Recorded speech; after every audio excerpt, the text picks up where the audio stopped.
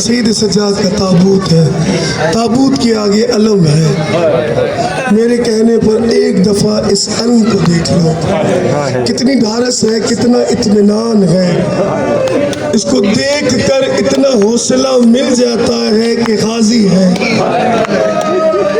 मैं एक सवाल करता हूँ, जिसके निशान को देखने से इतना इत्मीनान हो और इतना यकीन हो कि गाजी है, पूछो सकीना से कितना मान होगा गाजी पर।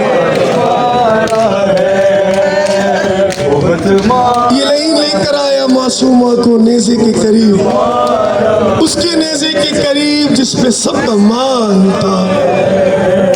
गाजी शहंशाह के नेज़े के करीब लेकर आया और बार बार ही कहने लगा, बड़ा मान करती है अपने चचा पर, आज ऐसा जुल्म करूंगा कि तेरा चचा नेज़े पे खून रोएगा।